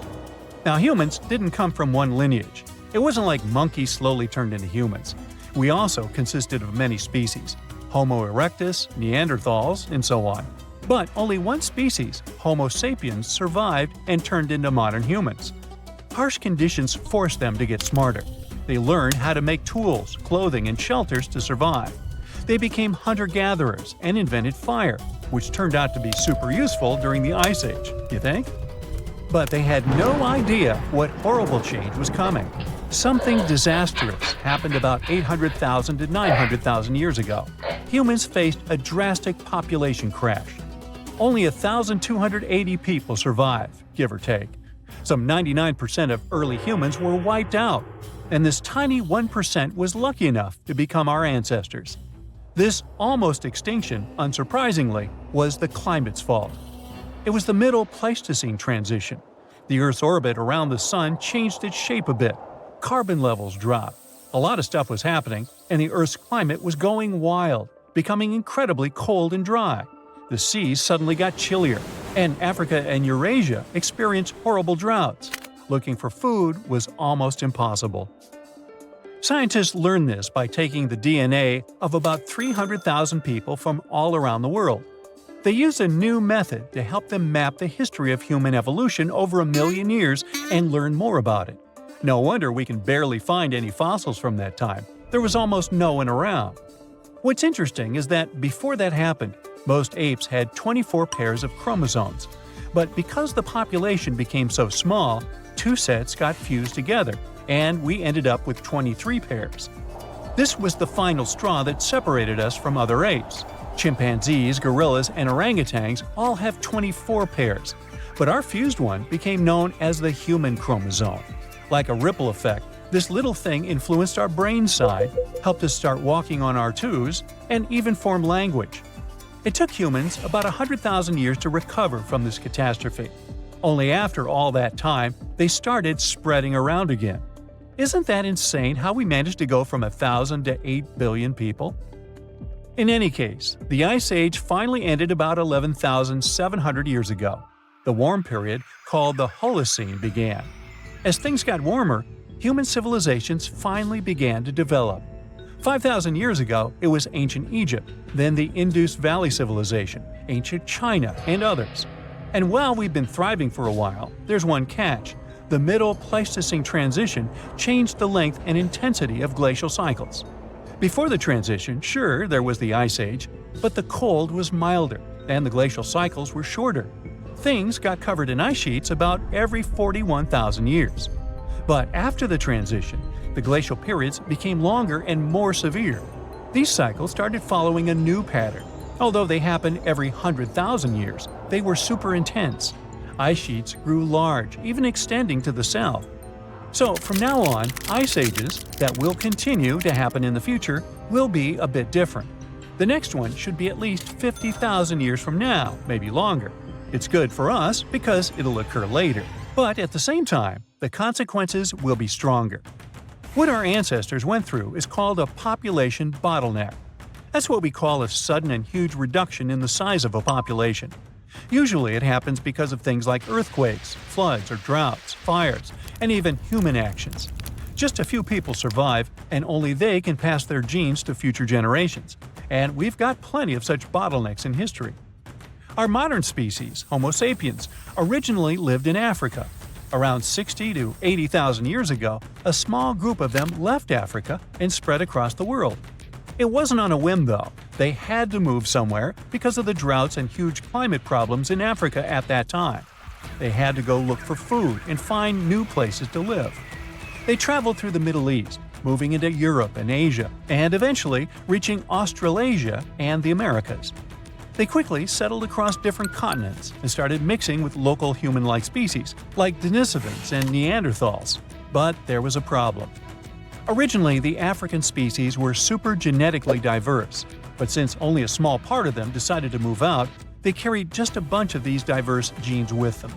Unfortunately, this caused a bottleneck for everyone. Human-like species from other parts of the world became less genetically diverse. Since they had a smaller gene pool, they became more vulnerable to all the harmful stuff. The African population also had a drop in genetic diversity. But at least humans managed to survive, although eventually non-African populations really dropped, and there were no Neanderthals or Denisovans left, only us, Homo sapiens. That's why we can say that all modern humans came from Africa. Early humans sure had it rough. About 74,000 years ago, they went through yet another disaster, the Toba catastrophe. But keep in mind that all these things are just a hypothesis. It's not certain whether it actually happened. Now basically, scientists think that there might have been a supervolcanic eruption at Lake Toba in Sumatra, Indonesia. This volcano going crazy was an absolute catastrophe for Earth's climate and humans. The eruption was one of the most powerful volcanic events in the last 2 million years. It spewed out from 670 to 1,500 cubic miles of lava and volcanic stuff. Just so you know, there are about 3,100 cubic miles of water in our planet's entire atmosphere, and this eruption had almost half as much lava. This horrendous disaster led to the formation of Lake Toba, a massive caldera lake in Sumatra. It also spewed out tons of ash and sulfur dioxide into the atmosphere.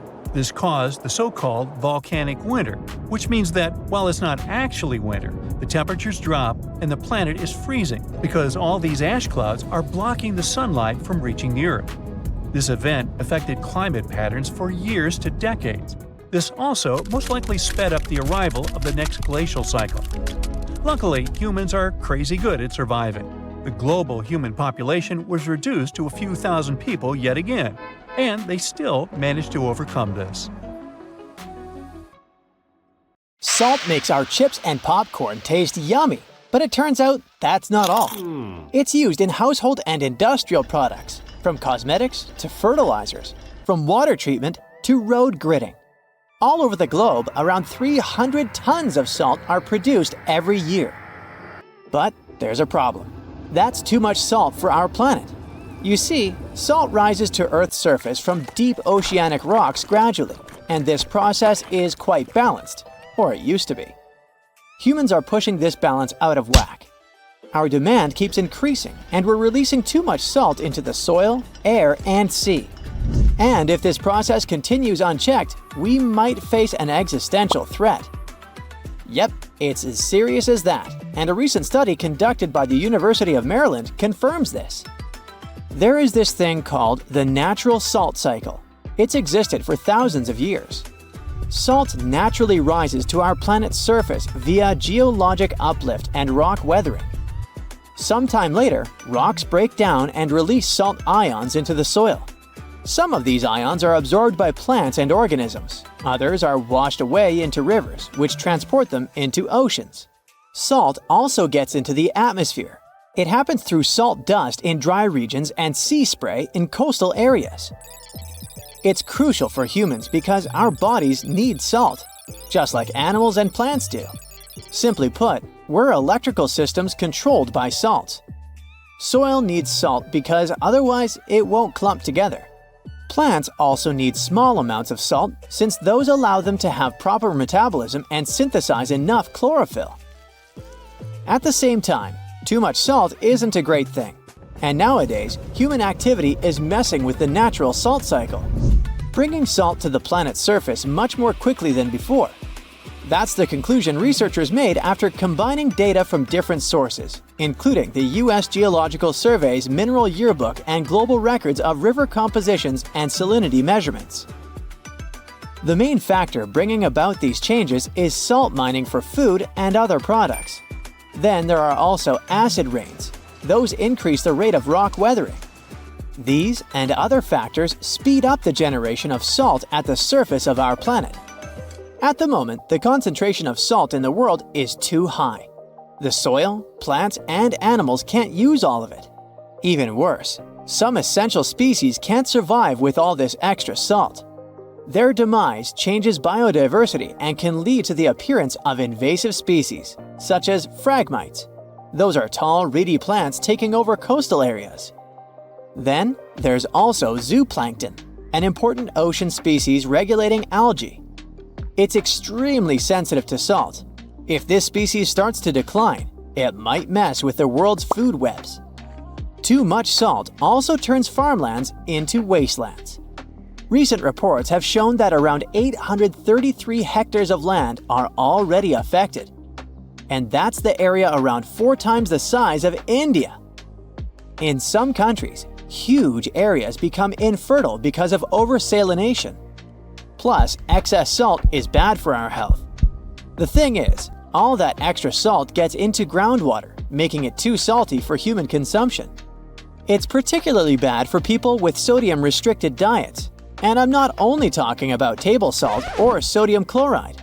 No, other calcium and magnesium-based salts are seeping out too, usually from the production of fertilizers and building materials. It's like a chemical cocktail of different salts coming from various sources, and scientists don't know yet the effects such a cocktail can have on us humans and our health. So, maybe now you're sitting and thinking, oh, it's time to cut back on my salt intake. Perhaps, but don't cut it all out. In the 1930s, Dr. Robert McCants from Cambridge University's Department of Experimental Medicine found 4 volunteers and asked them to go 10 days completely without salt. First, they had to sweat out the salt that still remained in their bodies, and after that, the scientists literally desalinated everything they were allowed to eat and drink. Soon after, the participants started to experience weird sensations. They realized that they didn't taste much flavor in anything they consumed. It got worse. Fatigue set in, and the volunteers soon got too tired to even eat. They began to show the signs of hyponatremia. It occurs when the concentration of sodium in your blood is dangerously low. And that's when a person's blood cells swell because there's not enough salt in the blood to regulate how much water a cell should and will consume. If this condition is left untreated, it can not only result in seizures, but also have much, much worse consequences. At the end of the trial period, participants got some salty foods, and miraculously, within a few minutes, they could taste again, and their energy seemed to be replenished almost immediately. Honestly, it sounds kinda terrifying. If that's what a mere 10 days without salt are, imagine what catastrophe it would be if salt just ceased to exist. We wouldn't be able to last long, that's for sure. And it would be a never-ending drama, not only for us, but for plants and animals too. They need salt as much as we do. If our oceans suddenly lost all the salt, it would wipe out all underwater algae, cutting photosynthesis on Earth almost in half. Land-based plants would follow suit. So, soon after the disappearance of salt, we'd face a huge issue. Too much carbon dioxide and not nearly enough oxygen. Our climate would start fluctuating between extremely hot and cold temperatures, and hurricanes would become insanely powerful and super destructive. Luckily, we still have salt at our stores, and the natural salt cycle might get more or less stable again. By the way, humanity has known of and appreciated salt for many centuries. For example, it was used as offerings and to preserve mummies in ancient Egypt. It was a valuable commodity traded between the Phoenicians and their Mediterranean empire. In ancient China, people knew of more than 40 types of salt and used it for medicinal purposes. In medieval continental Europe, Venice gained power through its salt monopoly. The production and transportation of salt led to the appearance of new cities and the construction of roads. Salzburg, the city of salt in Austria, is a great example of that. Even these days, salt continues to surprise us. For example, recently, researchers from the University of Miami Rosenstiel School of Marine and Atmospheric Science have discovered rare deep-sea brine pools in the Gulf of Aqaba. That's a northern extension of the Red Sea. Those salty underwater lakes are likely to hold secrets about the way oceans on Earth formed all those millions of years ago. They might also give us some clues to life on other planets. Brine pools are some of the most extreme environments on Earth, and still, despite their ultra-high salinity, somewhat exotic chemistry, and total lack of oxygen, they're teeming with life. Researchers have even found bioactive molecules with potential anti-cancer properties in brine pool microbes in the Red Sea. These super salty zero-oxygen brine pools are located close to the coast and might preserve information on tsunamis, earthquakes, and flash floods that took place in the Gulf of Aqaba thousands of years ago. Salt has even made its way into space. Well, kind of. You see, the moon is like a comet soaring through the cosmos. Our natural satellite is followed by a slender tail consisting of irradiated matter, and our planet passes directly through this tail once a month. Well, according to a study published in the journal JGR Planets, this lunar tail is made of millions of sodium atoms. And as you already know, the chemical formula of salt is sodium chloride. Those atoms get blasted out of the lunar soil by meteor strikes and then pushed thousands of miles downstream by solar radiation. For several days a month, when the new moon is located between Earth and the Sun, the gravity of our planet drags that sodium tail into a long beam, which wraps around our planet's atmosphere. The tail itself is harmless and invisible to the unaided eye, but during those new moon days, high-powered telescopes can detect the faint orange glow of sodium in the sky. Hey now, get ready to dive into the Sea of Mysteries, also known as the Black Sea. It is the largest inland body of water in the world, bigger than the entire state of California. It has dozens of lost ships and some secret underwater tunnels. And some people believe it's an ancient quarry that was mined out in 6 stages. The Black Sea has distinct vertical layers that don't mix, with higher and lower salinity. The salty water comes from the Mediterranean, and fresh water comes from rivers. 10 of the largest rivers in Europe flow into the Black Sea. It receives more fresh water from the rivers and rainfall than it loses from evaporation. The extra water flows through the Bosphorus into the Marmara Sea. There are 2 flows going through the straits. The upper flow leaves the Black Sea and takes surface water out of it. The bottom flow carries salt water from the Mediterranean to the Black Sea. That's why the upper layers of the Black Sea are less dense than its saltier lower layers. The oxygen that comes from the atmosphere and photosynthesis stays in the surface layers. Everything deeper than about 300 feet in the middle and up to 500 feet near the edge is not fit for life. Only certain bacteria can survive in these conditions.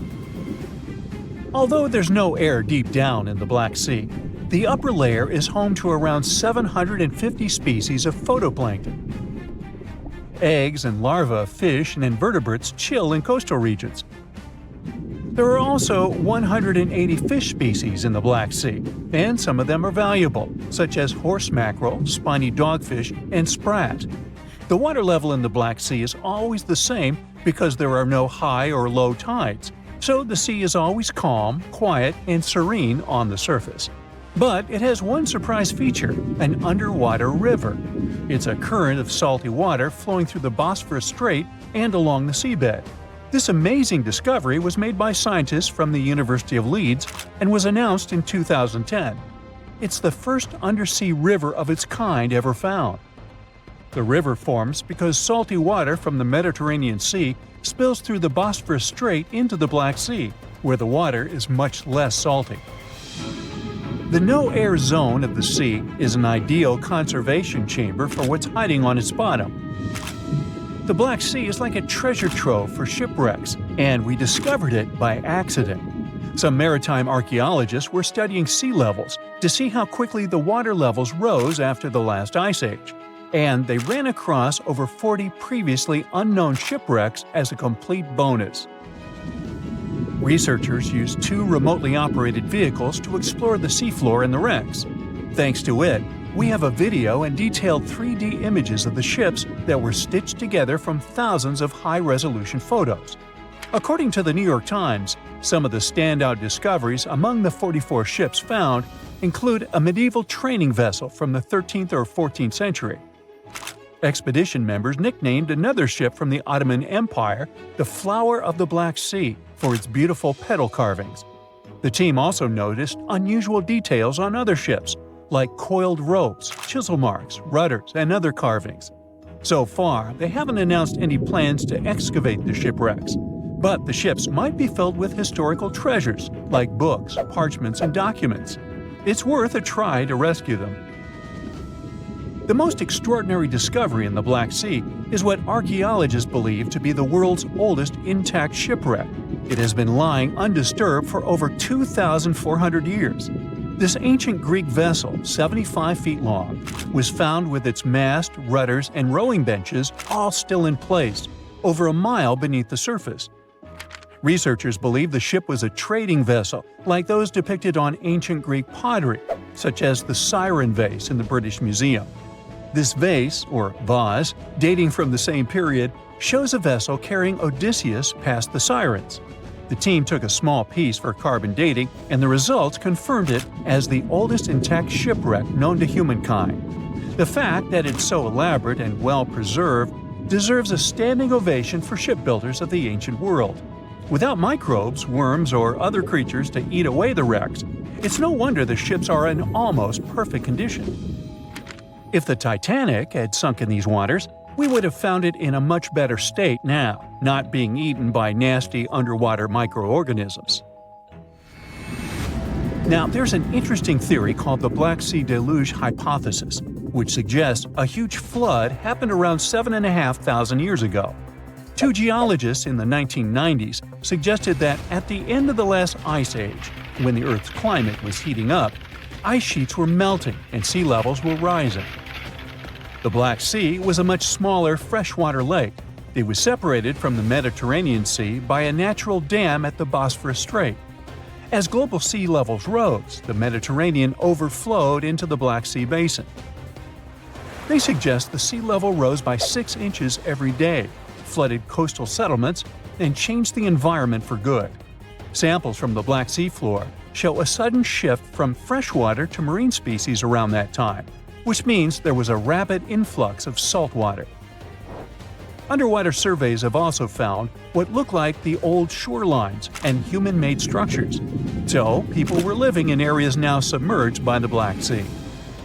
Plus, the timing of this flood matches up with known patterns of human migration into Europe, Asia, and Africa. They also say this flood could be the terrible flood from the story of Noah's Ark. Critics of the deluge theory say the evidence isn't as straightforward as it seems.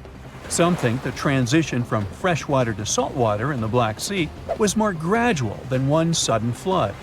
They're also debating if people left the settlements before they went underwater or as a result. An old chronicle that's been around for about a century says there were 2 underground tunnels starting in what is now Romania and Bulgaria and stretching all the way under the Black Sea to Turkey. Back in the day, peasants used these tunnels to move their flocks of sheep to the Ottoman Empire and countries on the Asia Minor Peninsula. Who built these tunnels and why they run under the sea is a complete mystery. At some point, the entrances to these tunnels were sealed off for national security and were under tight guard.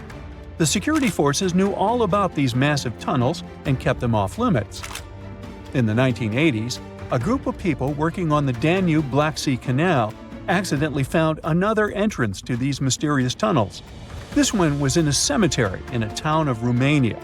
Canal workers used it to regularly cross over into Bulgaria.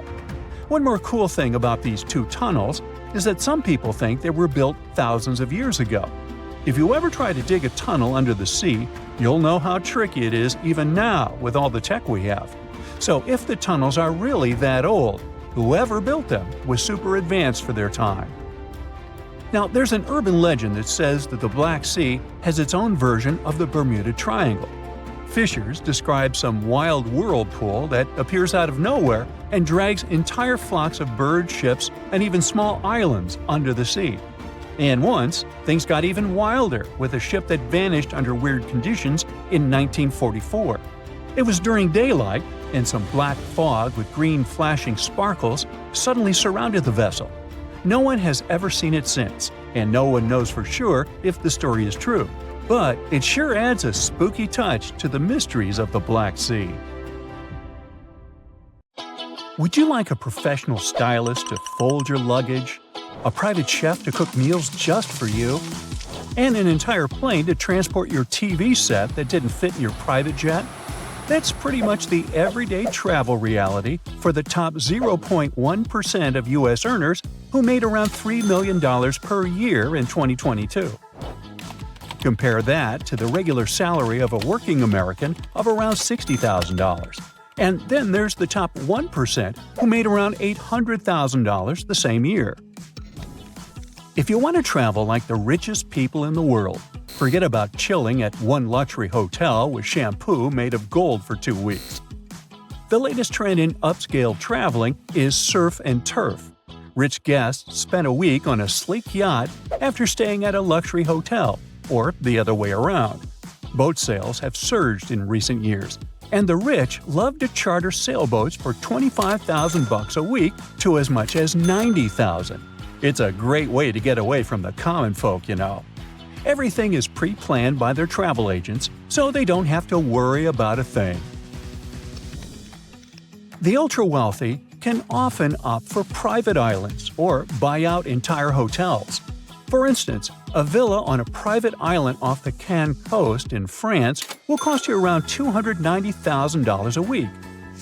It's in high demand, a reasonable price to pay for the absence of neighbors or traffic. And if you do miss the hustle and bustle at some point, you can always hop on a speedboat and dance the night away at one of the luxurious beach clubs. In 2023, Greece became the top destination for the richest 1% of travelers. Paros Island was the most mentioned new favorite. Italian Sicily lost its charm to them because it's overvisited by the White Lotus fans. And it's not just about the Four Seasons-operated San Domenico Palace, where the show was based, but the entire island. For winter fun, there's always Aspen and ski towns in the European wonderland, like Switzerland and France. They have exclusive hotels, Michelin-starred restaurants, high-end shops, and chalets that look richer and more luxurious than an average family house. If there's no natural snow, the artificial snow system solves the problem. Some of the best hotels have direct access to lifts that take guests to the main skiing slopes. For those who aren't fans of the European resorts, there are always the Seychelles, where you can rent a villa for about $11,000 per night at a private island resort. George and Amal Clooney like to come here. Those who don't find it cool or exclusive enough go to Antarctica by private jet from Cape Town. The trip that lasts less than 24 hours costs $195,000. Richard Branson prefers to take his vacations to a private Necker Island, is part of the British Virgin Islands, and has some beautiful wildlife around it to explore. Guests rent the whole place for $80,000 per night. There's enough room for 34 people, but not all billionaires like to share, you know. People who are among the world's richest like to be at events where they can meet like-fortuned ones. Events like the World Economic Forum in Davos, where a standard steak will cost you $150 and a drink will be $40. Then there are horse races, Miami or Singapore yacht shows, or Dubai International Boat Show. For those who love movies or showing off their lavish dresses, the Sundance Film Festival in Utah, the Cannes Film Festival in France, or Venice International Film Festival in Italy could be good options. Sports lovers travel to events like the U.S. Open Golf Tournament and other golf cups, the Wimbledon Tennis Tournament in the UK, the Melbourne Cup in Australia, or the Monaco Grand Prix for those who love speed and expensive cars. Those who can't live without style and like to be trendsetters don't miss fashion weeks in New York, London, Milan, and Paris. For music and crazy luxurious building lovers, there are always opera balls, like the one in Vienna, Austria, or La Scala Opera House opening night in Milan, Italy. And then, of course, there are special events like birthdays. When she was turning 22, billionaire Kylie Jenner rented a super yacht for over $1 million per week. An average person would have to save up for years to rent this vessel, even for one day. Okie dokie, so they need to find a way to get to their deluxe point B, right? Well, more and more people opt for private jets. You can fly at any time, even during restrictions on commercial air travel, to any place. And you won't have to choose between chicken or pasta when the flight attendant finally reaches your seat, 35D. There are around 22,000 business aircraft worldwide, and the number is only going up. Most of these jets are in the US, and Brazil takes the second place. Germany is the leader in Europe and only ranks 5th on the global list. Now, if for some reason they aren't traveling to their destination by a private jet and decide to share first class with other passengers, they'll at least need to ship their luggage instead of taking it on the plane with them. The luggage of the wealthy gets picked up from their door and awaits them at the luxurious suite or yacht on the other side of the journey. And if they want it to be done within one day, they need to pay hundreds of dollars for one bag. By the way, you don't expect them to pack their bags all by themselves, do you? It's much easier to hire someone for thousands of dollars to go through all that trouble. A professional stylist picks all the clothes that will look picture perfect and then rolls the items, puts them in bags, and makes lists of what's inside and what goes with what. The clothes aren't included in the stylist's compensation, of course, so they add another 1,000 or 10 to the vacation grand total. Although the ultra-rich travelers can afford to rent any car while traveling, not all of them like to sit in a vehicle that belongs to someone else. That's why they choose to ship their own luxurious cars to their destination. It costs around $36,000 to fly a Porsche from Dubai to London with Emirates. It's enough money to buy a brand new family hatchback in the UK, but most billionaires don't like this type of vehicle. Some wealthy travelers don't trust commercial airlines and prefer to charter a cargo plane to transport their vehicles. Sometimes they take a whole bunch of cars, motorbikes, and other expensive toys. Covered trucks in the country of destination transport all this beauty to the client's address or a garage of their choice. Owners don't like stranger delivery drivers to add miles to their shiny vehicles. This whole delivery service costs several millions. Some cars have only sentimental value for their own and are worth way less than their deluxe delivery. One really well-off man even hired a cargo plane for his Samsung TV that couldn't fit through the door of his jet. Oh, rich people's problems. They can afford to eat at any restaurant in the world, but it would be too mainstream, so they prefer to bring their private chefs on vacation. These professional cooks know their clients' diets and health goals. For luxury travelers, consistency and routine are too important to trade them for public restaurants. For chefs, it's often a chance to travel for free and get a good salary at the same time. Sometimes the clients will even fly the family of the chef with them if traveling happens over the holidays. This job has high demands and can be really stressful with varied working hours. Sometimes they have to spontaneously cook dinners for 16 people or find rare ingredients at locations with basic grocery stores. And of course, everything they overhear during meals must remain a top secret. At the end of December 2021, an underwater volcano with a rather exotic name, Hunga Tonga, woke up after several years of sleeping. It did that with so much energy and strength that people heard the eruption from over 100 miles away. Then it went back to sleep. But a couple of weeks later, it woke up again with a force 7 times greater than the first time. It broke the island above it in 2 parts. The lightning storm that started because of the eruption was the most intense in recorded history. The sound waves from the eruption traveled around the planet several times. Someone even heard a loud boom from it in Alaska. And it started the first known mega tsunami since ancient times. This tsunami took the lives of 2 people as far as Peru and caused trouble for 2 fishermen in California. But that's not all. This eruption could change the weather patterns on Earth for years. You may see the first proof in the summer of 2024, which is forecast to become much wetter than usual. Scientists believe the eruption was caused by gas building up to a critical point. Different minerals, including anhydrite quartz and sulfides, were building up for several months until they blocked the flow paths and sealed the gas within Hunga Tonga. Normally, when a volcano erupts, the fumes cause a temporary cooling effect on Earth's surface. But Hunga Tonga's eruption was different.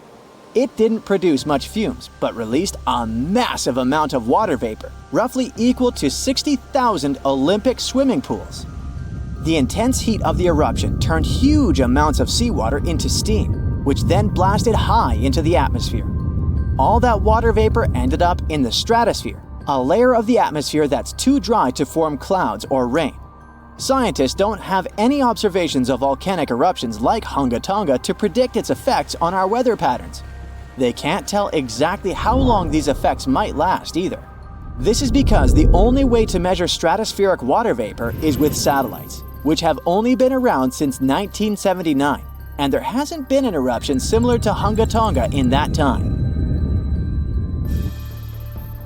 Experts from different countries started analyzing satellite data right after the Hunga Tonga eruption. They wanted to find out how long water vapor would stay in the stratosphere, where it would go, and, most importantly, what this would mean for the planet. The first big result of the eruption, at least partially, was a huge hole in the stratosphere that was hanging on for several months in 2023. By the time it appeared, the water vapor had reached the polar stratosphere over Antarctica. In the following years, there wouldn't be enough water vapor left to enlarge this hole. It looks like Hunga Tonga will have just a minimal effect on global average temperatures. But there are some surprising, lasting regional impacts. One of the scientific models forecasts colder and wetter winters for northern Australia until about 2029. In North America, it predicts warmer winters, and Scandinavia could have even colder winters.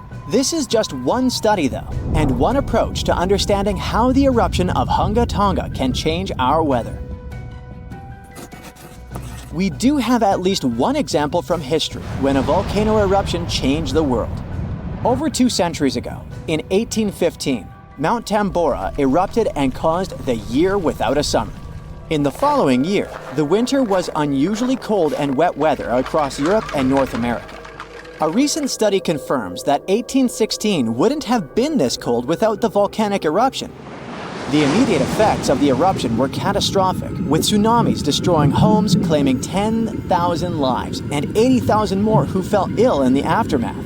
The eruption of Mount Tambora was one of the strongest in the last 1,000 years. It had ejected an enormous amount of sulfur dioxide into the stratosphere, which quickly spread across the world. It resulted in the coldest year in at least the last 250 years. In May, frost wiped out most of the crops in New York, Massachusetts, New Hampshire, and Vermont. By June, heavy snow covered the ground in Albany, New York, and Dennisville, Maine, and New Jersey had 5 straight nights of frost. The cold continued into late summer, which should have been the harvest season. In July, lakes and rivers were still frozen as far south as northwestern Pennsylvania, and frost stayed in Virginia until late August. Temperatures would drop from above normal summer highs to near freezing within just a few hours. The weather was completely unpredictable. Prices of food skyrocketed. The cost of oats for horses, which were the main mode of transportation, also rose sharply. Some people believe this situation inspired Carl Drees to invent the bicycle in 1817 as an alternative transportation method. Tambora changed weather patterns completely for not just 1, but 3 years. The whole planet got colder, and as crops failed, probably at least 1 million people starved. Scientists don't have solid evidence of volcano eruptions that have taken more lives than Tambora. But the Krakatoa eruption in Indonesia in 1883 is far more famous than Tambora because information about it spread worldwide via telegrams and photos. Its final blast was the loudest recorded sound in history, and people could hear it on 10% of the entire Earth's surface.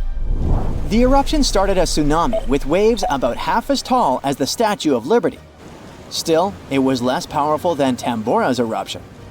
The island that once hosted Krakatoa disappeared in the eruption, but new eruptions began less than 50 years later and created the Child of Krakatau cone in the center of the caldera of the old eruption. The new volcano still comes to life from time to time.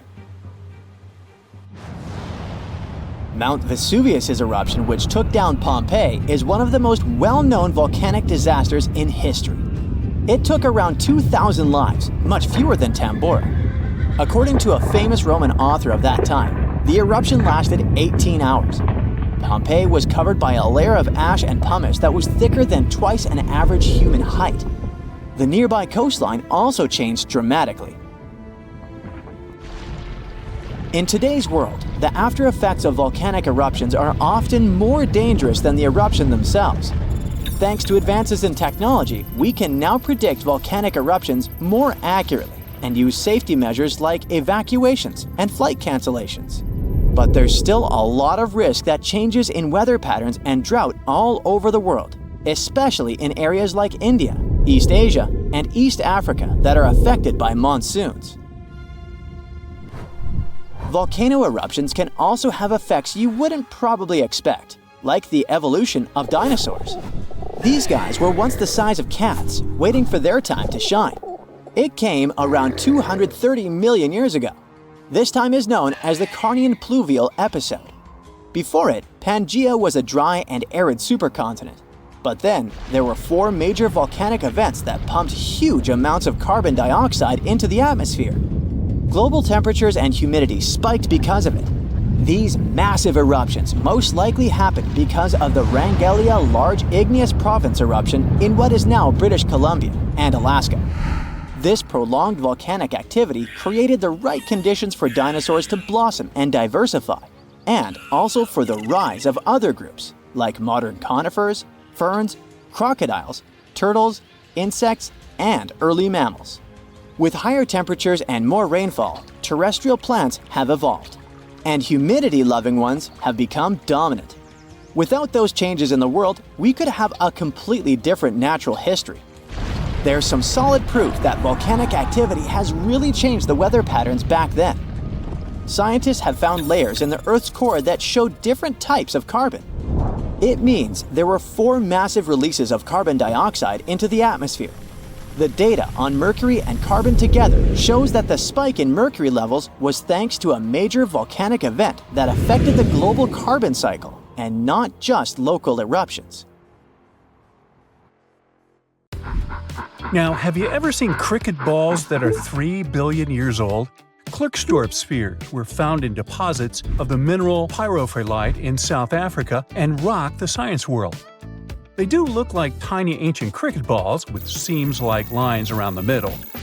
Back in the 1980s, some folks claimed these spheres had been made by an advanced pre-flood civilization we know nothing about. One museum curator shared stories about how they rotated on their own in a display case. There was also a TV show that invited a psychic who declared the spheres were pieces of an ancient spaceship. But according to geologists, these spheres are actually pretty common concretions or spherical objects formed by different minerals than the surrounding rock. The seam-like lines are just imprints from the host rock's layers building up over time. The Klerksdorp spheres come in different shapes, from noticeably flattened spheres to distinct disks. As for that episode when one of these spheres spun on its own, the curator of the Klerksdorp Museum cleared that up too. He said that when he put one sphere on its glass shelf when a journalist came to visit, the sphere naturally rotated a bit because it's round. The area where the museum is located often experiences earth tremors from gold mining activities nearby. The oldest known human-like footprints could be 6 million years old. They were found on the Greek island of Crete in 2002. If the number is correct, It would mean that early human ancestors may have migrated between Europe and Africa much earlier than we previously thought. This doesn't mean Africa is not the cradle of humankind, though. It could just prove that early human ancestors moved back and forth between continents. Some researchers believe the footprints were left by a bipedal creature possibly related to an early human ancestor nicknamed El Greco. According to scientists who studied them, the footprints have a very human-like shape, with 5 toes and a parallel big toe. Some scientists are skeptical about it and suggest the prints might be from a late European ape. The new study analyzed fossilized marine microorganisms found in the sedimentary rocks to determine the footprint's age and prove it's actually 6 million years. The next amazing find that keeps scientists entertained is the Dorchester plot. It's a beautifully crafted metal vessel with some fancy geometric designs embossed in shiny silver. The pot was discovered in, who could have thought, Dorchester in 1852 under quite unusual circumstances. During a powerful blast, the pot broke into 2 pieces. Scientists believe it was originally embedded within a rock or boulder known as pudding stone. The rock from which the Dorchester pot emerged is dated to be around 500 million years old. So it could mean the pot itself is also that old. The current and less exciting theory suggests that the Dorchester pot is a Victorian-era candlestick holder. Such things were really trending back then, so it's not a surprise to find such fancy household item from that time. The Dorchester pot falls into the category of ooparts, or out-of-place artifacts.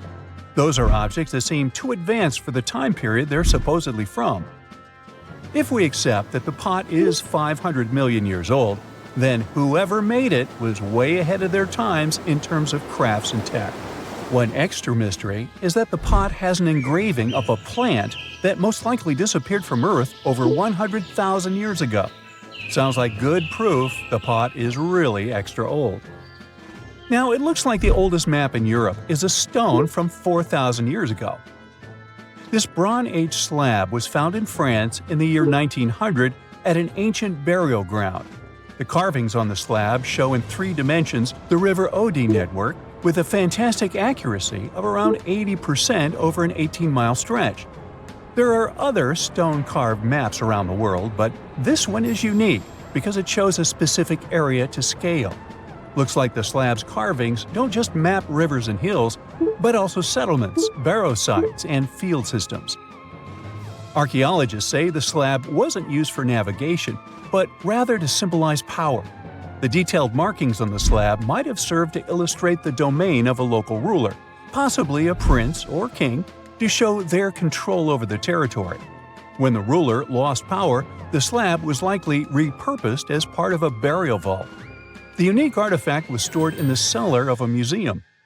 For decades, no one even noticed until several scholars read older reports about the slab and decided to check it out. They conducted a detailed analysis using 3D techniques. Their research proved that the creators of the slab had not only etched lines into the rock, but also modified its surface to reflect the topography of the landscape with high accuracy. The Salzburg Cube, also known as the Wolf's Egg Iron, was discovered in the late 19th century in Austria. Now, don't let the name mislead you. It doesn't look like a cube at all. It's more like a rounded object with 2 flat sides. Down the middle, there's a groove, and the surface is covered with pits and craters. This unique appearance is the reason why many people think it might be something out of this world. Workers accidentally found this artifact when they blew apart a piece of coal. The coal seam it came from is thought to be over 60 million years old. The Salzburg Cube moved between museums, mysteriously vanished in the early 20th century, and then showed up again. A professor from Bonn University suggested it might be from a meteor, but they found no evidence of elements that you'd normally see in meteorites, like cobalt or nickel. Then researchers thought it must be a human-made object, possibly a Victorian-era candlestick holder. No one knows the true story of the cube or its current location. Yep, it disappeared again. Have you heard about the Meister print? It's a fossilized sandal print discovered in 1968, and it has sparked a lot of intrigue. There's a trilobite inside the print, which supposedly went extinct around 500 million years before humans even existed. But many historians think this age is an exaggeration. When Meister found the fossil, it was authenticated. But the scientist who did it didn't confirm it was a human sandal print. He only agreed there was a trilobite there. When another scientist visited the site, he found a 6-inch impression he believed was from a child's moccasin. But the footwear seemed to be new. So, could it be evidence of time travel? Proof that humans existed millions of years earlier than we thought? Or a sign that someone else visited early Earth? Or is it just a rock formation that looks like a sandal print? We still don't have the answers. Back in June 1936, a couple was walking along Red Creek in London, Texas. London, Texas?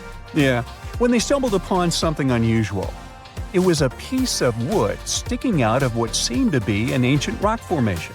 About 10 years later, their curious son decided to crack open the rock to see what was inside. And he saw a hammer, which looked surprisingly modern. Then, one unique finds enthusiast decided that the rock encasing the hammer was from the Cretaceous period. This would mean that someone dropped a 19th century hammer while dinosaurs like Triceratops were still roaming the earth. So, if this hammer was truly from the Cretaceous period, then the whole evolutionary theory would be wrong. And if the hammer was modern, it would mean the Cretaceous rock formation it came from was much younger than we thought. But the real answer was much simpler. The hammer was indeed modern, and geological processes had encased it in rock. Minerals can harden around an object in a relatively short time. So the hammer was probably dropped by a miner a century or so ago, and the rock formed around it afterwards. And no, it wasn't a Victorian-era candlestick holder either. If you think you're safe from violent tornadoes because you aren't living in the tornado alley, you could be dangerously wrong. It's shifting to the east. It looks like we're about to see fewer single tornado days and more days with multiple powerful tornadoes. And because they're shifting into more populated areas, they could take more lives and ruin more homes. There isn't enough time to build infrastructure to protect everyone from this fast-moving danger. So the least you can do to save yourself is learn as much as you can about it. About 1,200 tornadoes hit the US every year. You gotta thank the unique geography that sets up the perfect conditions for it, especially in spring and summer. Winds from the Pacific drop moisture over the Rockies and become dry and cool as they move east. They collide with warm, humid air streams from the Gulf of Mexico over the flat terrain. And that's how unstable air and wind shear, which are the perfect conditions for tornadoes, are born. Historically, tornadoes were most common in Tornado Alley. This term was first used in the 1950s by two meteorologists as the title for their research project to study extreme weather in Texas and Oklahoma. Northeastern Texas and south-central Oklahoma are precisely the areas we think of when we talk about Tornado Alley. But in the past 10 years or so, it has shifted eastward by up to 500 miles. Now, eastern Missouri, Arkansas, western Tennessee, Kentucky, northern Mississippi, and Alabama see more tornadoes. The storms of early 2023 are great proof that this trend is real. A violent tornado hit Rolling Fork, Mississippi, and another outbreak caused huge damage in the new Tornado Alley. Data from the past 2 years shows that large tornado outbreaks with multiple twisters from a single weather system are also moving eastward and becoming more frequent and intense. The Tornado Alley is shifting eastward mainly because of supercells. Those strong thunderstorms with rotating updrafts create new tornadoes. Supercells form when warm, humid air near the ground interacts with cool, dry air higher up. You can say that we're living in the middle of a natural experiment. We see changes in the basic ingredients for severe storms. But we don't know how significant these changes are. Experts predict that supercell storms will become more frequent in the late winter and early spring and less common in the late summer and fall. The air in recent years is getting warmer and moister, and the interactions between air masses more and more common. Experts explain that the atmosphere is becoming more unstable, and the Gulf of Mexico sends more water vapor into the southeastern U.S. All these factors fuel the storms. Research also shows that the so-called dry line, which divides the wetter eastern U.S. from the drier western U.S., is shifting eastward too. This line has traditionally fallen along the 100th meridian, but has moved about 140 miles east since the late 1800s. This shift can affect where storms form, as the dry line works as a boundary for convection, where warm air rises and cold air sinks, fueling storms. Milder winters we've seen recently also mean more opportunities for unstable air masses to interact and form supercells earlier in the year. It's tricky to predict how the situation will change and how dangerous it is, because we don't have that much data on how weather patterns affect such short-lived events as tornadoes. The U.S. National Weather Service only began keeping tornado records in 1950, and they didn't catch many tornadoes in remote areas.